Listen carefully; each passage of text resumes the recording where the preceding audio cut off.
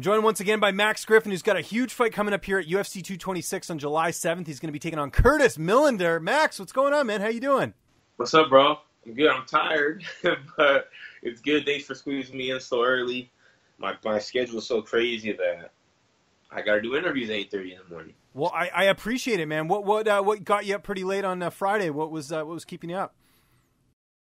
I don't know, man. My son, just in general, these last few days, it's been, I don't know, I can't sleep.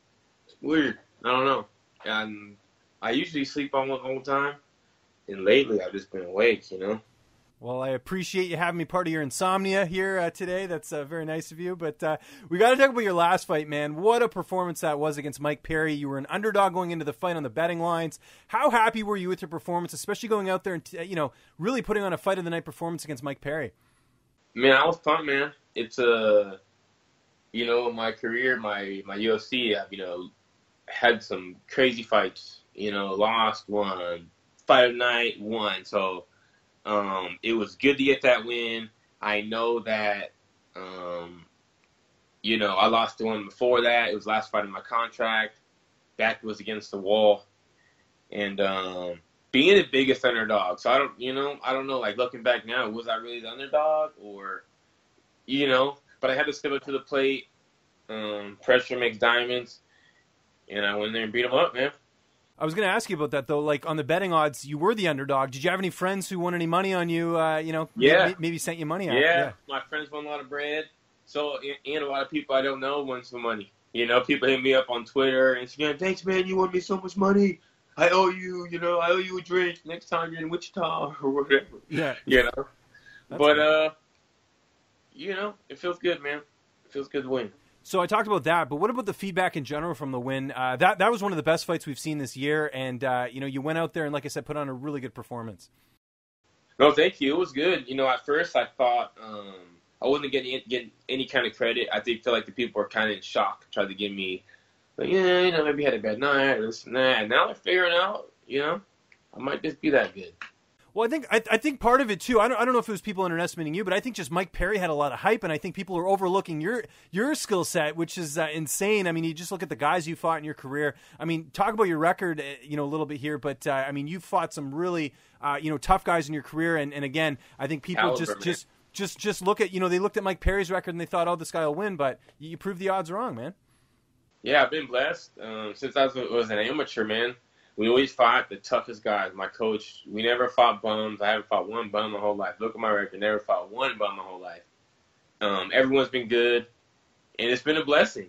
It gets you prepared for the future. We knew when we started this, it wasn't just a temporary thing. We were going to be the best. So it just primed me for now. And, it's a blessing to be here, man, doing what I do, doing what I love, and being on UFC 226. Yeah, and we'll talk about that in 1 second, but a fight like you had against Mike Perry, you don't go out unscathed. I know recovery is a big part of, post-fight, after the fight. What is your go-to for recovery, and how has it sort of changed over the years as far as what you used to do? Well, I'm getting older, getting more, I don't even want to say older. I mean, obviously I'm getting older, but it's mental. I'm being smarter, about recovery, and I used to not recover as much when I was younger. I don't know if I didn't just need to, or, my game's evolved and what I've done, what works, what doesn't work. So I do a full spectrum of all kind of recovery. You have to recover. Since I train like a maniac, I have to recover like a maniac, or I won't balance out. I'll be off kilter. Numerous things. Cryotherapy. I get a lot of massages. Body work, I do the float tank. With symmetry, I do postural alignment. And Terphouse, man, the CBD got me on point in 2018, January 1st. USADA let the fighters and everyone. CBD has been an approved substance. So, hey, I took advantage. And Terphouse put me on game, man. Terphouse been taking care of me, man. Taking care of me. So you keep me stocked, man, and it just, mellows out my body, keeps the mind straight, and it's an extra edge that I need. Do you feel like fighters are coming around to CBD oil now? Because, again, there's all this misinformation out there that you're going to get high off of it and all that. But really, it's there to benefit the fighters, and it's natural, and it's not, nothing like these prescription pills that we're seeing people getting addicted to. Oh, no, it's bad. And the more studies keep coming out, man, the more research is done, it's good. I mean, there's not a reason to not take it. Like, legally, if, I mean, morally, it's like, why not give it a shot? Why not? Why pump yourself, full of these chemicals that are in pills that, you have a headache, and then you take that, and the side effect, you have a headache and your face falling off. Then you need something because you have a headache and your face falling off, and you're taking 5 pills because you had one headache. It's ridiculous. So, what have you noticed have been the benefits for you with the CBD oil? Well, I'm calm anyway. And I'm always so freaking tensed up from training all the time. When I take it, I take it throughout the day. It just makes my body's more relaxed, and it's hard to explain, man. I just feel better. The pain. I don't have little aches. It loosens up my body. My mind is calm. After a long day of training, you just want to sit down, man, and it just feels zen, man. But you're straight. Your mind's straight though. You're not like Yeah. You're not like off the edible or something. But it's good. I swear by it, man. I've been taking it every day since I've joined the team. Let's talk about this fight, though. Curtis Millender, man, how excited were you to get this matchup? Because we've seen, we saw his debut, and, it was great against Thiago Alves. I mean, this is going to be another potential fight of the night, if not fight of the year here. Yeah, man, he's good, man. Originally, I wasn't excited for him. He's been talking shit for supposedly a few years. That's right. He's a Cali guy. I forgot about that. So you must have known about him on the regional scene too. I did not. No? I really did not. And so I saw. So he's been like saying little stuff. Fight me, Max Griffin. I want Max. So after the Perry fight, he just wanted to jump on my my coattails. I felt like because people usually don't do that. Just some random dude just want to fight. And supposedly, I saw an interview that he was doing, and I was just ignoring it. I don't respond to everything. If someone says, "Hey, you'll fight me," I don't even, I don't respond to everything. I be responding to everything. So I was kind of blowing them off, And then here they go. They call me and say he's the guy. It's like, F it, let's beat him up. He's good. I saw an interview where he was saying something about 3 years. He's been calling me out for 3 years, and I've been ducking him, but I haven't heard of him until probably his last LFA fight. And he could hit me on Instagram, hit me on something, call me out. I want to beat you up at West Coast or Tachi Palace. We could have set it up, but now he's going to get his wish. I don't know why he wants me to beat him up, but hey, I'll do it. Well, people can't tell from this interview. You're a really nice guy, and I mean, I would imagine it would take a bit to get under your skin. Is this fight personal for you at all, just with some of the stuff he said, or is it just business as usual? It's always business. He tried to talk shit in the beginning, and so he has some of his little buddies talking about they're going to see me at weigh-ins, please. Yeah, right.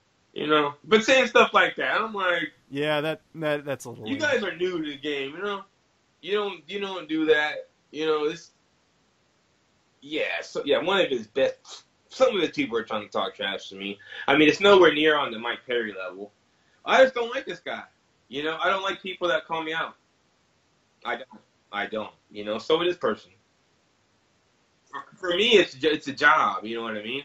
I mean, don't get me wrong. I love this, and this is my job. But I don't call people out. I'll beat up whoever they want. Because I like the path that they have me on. And people ask me, why don't you call someone out? Why don't you, call out Carlos Condit or Gunnar Nelson, call one of these guys out? They're putting me with good guys and these good fights that, I can win all these fights that I'm fighting. And, I don't want to mess it up. They're showing me love. The Colby thing on 202. for my first one. I mean, that was major, you know. And then I fought, you know, Mexico City, you know, against the, you know, the Ultimate Fighter winner. We go to Brazil, fight badass dude, you know. And then I fight Mike Perry on Fox. It's like, I like the trajectory they're putting me on. I'm not complaining. I'm very happy with it. And down I'm on 226. It's like, they like me a little bit, you know. Right, yeah. This is a big card, yeah. You know, Boise or, no offense, anywhere, you know, but on a fight night, you know. But to be on a big card, biggest card of the year, I mean, I can't ignore those signs. So how do you see this fight playing out on July 7th? I'm going to beat him. He's good. He has, you know, he has some strengths, but he has equal amount of weaknesses. He's good at particular things. He's not well-rounded. You know, he could try to pretend to be and whatnot. He's been submitted a couple times. Like I said, he got a good head kick, got some good knees. He got some stuff you got to watch out for. But other than that, I'm exposed some things, make some little adjustments, and he's not going to want it. I'm going to have an answer for everything. And I mean, I fight these guys. He acts like he's just some cream of the crop guy. That's all that. You know, I fought some really good guys. Better guys than he's fought, you know? And it's like, I don't know. It's like these guys try to fight me and just act like I ain't shit. And it's like, I don't know if, like Mike Perry was doing that. You know, acting like I wasn't shit and he's just going to smash me. That's what he's talking about. He's just going to beat me up and scrape me and all this. And, he got the wrong idea. I mean, if you look at the numbers, you look at my facts, and you look at my record and who I fought, my background, I'm not easy to fight for anybody. So especially him, especially his style and how he fights. I'm not a good matchup for him. It's going to be an awesome fight. It's UFC 226 coming up here July 7th. Max, it's always good talking to you, man. Just remind people where they can find you on social media, and if you have any sponsors or shout-outs, the floor is yours. Holy moly. Find me on social media, Max Payne MMA. I'm getting those numbers up. I appreciate you guys. Instagram, Max Payne MMA. Facebook, Max Griffin. Snapchat, I'm barely on there. I don't got really time for that. But, you know, sponsors, so many. Hayabusa, Terphouse, Fit Kitchen, Symmetry. I should have had a list. Nutra Shop. What do we got here?